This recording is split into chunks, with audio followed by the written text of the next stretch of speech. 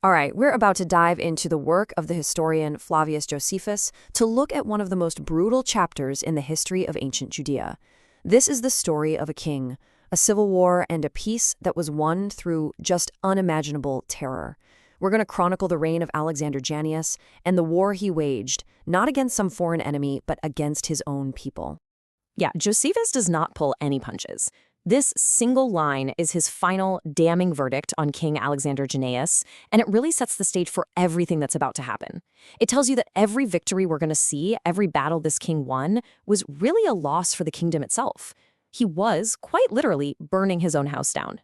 So how does a whole kingdom just turn on itself so violently? Well, for Alexander Jannaeus, the spark that lit this massive fire was a moment of pure weakness.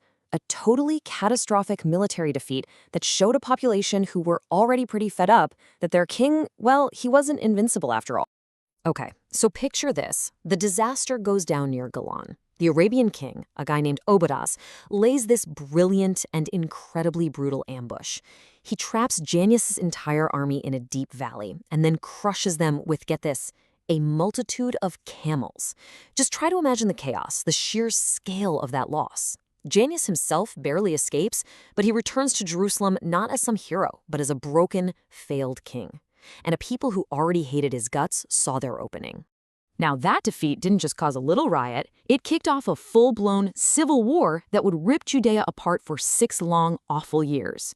This wasn't some quick rebellion. We're talking about a grinding, bloody war where brother fought brother and the king fought his own people, battle after brutal battle. And the price of this war? It was just staggering. Over those 6 years, fighting his own subjects, Alexander Jannaeus killed what Josephus says was no fewer than 50,000 of the Jews. The scale of that, of a king slaughtering the very people he's supposed to be ruling, it's honestly hard to wrap your head around. This right here, this is one of the most chilling exchanges that Josephus records. At some point, probably exhausted from all the fighting, Alexander actually tries to make peace. He asks his people, hey, what can I do to make you happy? And their answer? It just shows a hatred so deep that there's no coming back from it. Their only term for peace was his suicide. That's it. No negotiation.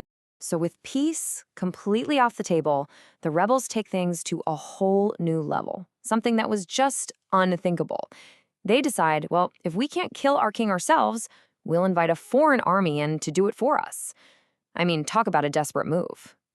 The rebels call up the Syrian king, Demetrius, and invite him into Judea, which just completely changes the game. Look at the numbers here. On one side, you have Alexander with his mercenaries and his loyal Jewish followers. On the other, you've got this massive, combined force of Jewish rebels fighting side by side with a foreign Syrian army, all marching against their own capital. And, well, the outcome was pretty much a foregone conclusion. The combined rebel and Syrian army was just too powerful. Alexander's forces were smashed to pieces, and the king himself had to flee for his life into the mountains, totally defeated and alone. For all intents and purposes, the war was over. The rebels had won, or so it seemed. And this is where the story takes a turn you will absolutely not see coming. Just when the king is at his rock bottom, his lowest possible point, something just shifts. A moment of pure human emotion completely flips the script on the entire war. So try to imagine this scene. 6,000 of the very Jewish rebels who had just crushed their king's army are standing there, watching him run away into the mountains. A king, now just a fugitive. And in that moment, Josephus tells us they were moved by pity. Seeing him so completely broken, their hatred just evaporated.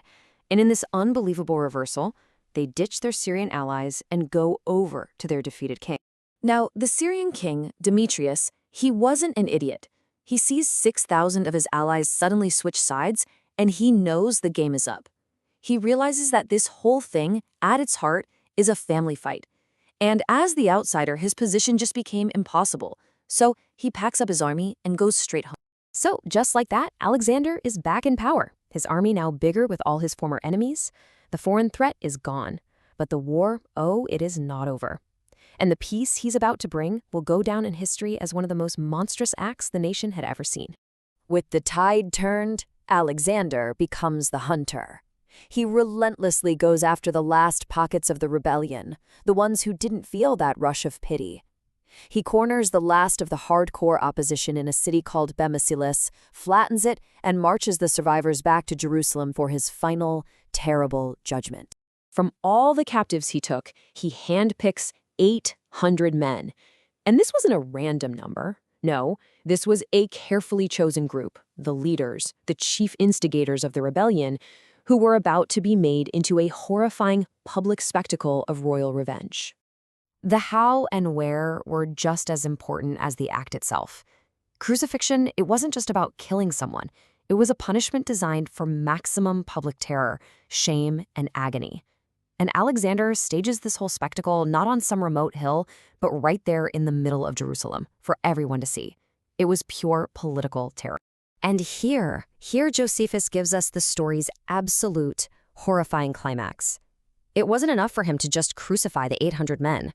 As they were hanging there, dying on their crosses, Alexander brought out their wives and their children and had them slaughtered, right in front of their eyes. And while this unspeakable horror was unfolding, the king himself was watching it all, while feasting and drinking with his concubine. The effect of this barbarism was total. The population was stunned into silence and submission. That very night, another 8,000 of the king's opponents fled the country, never to come back. The rebellion wasn't just defeated, it was annihilated. And with this final act of supreme cruelty, Alexander Jannaeus finally brought quiet to his kingdom. And that's where the story ends, with a peace born from a massacre, a quiet kingdom ruled by absolute terror. This whole chronicle forces us to wrestle with a really unsettling question, one that echoes throughout history. When peace is bought with such monstrous cruelty, what is it actually worth? What is the true price of peace?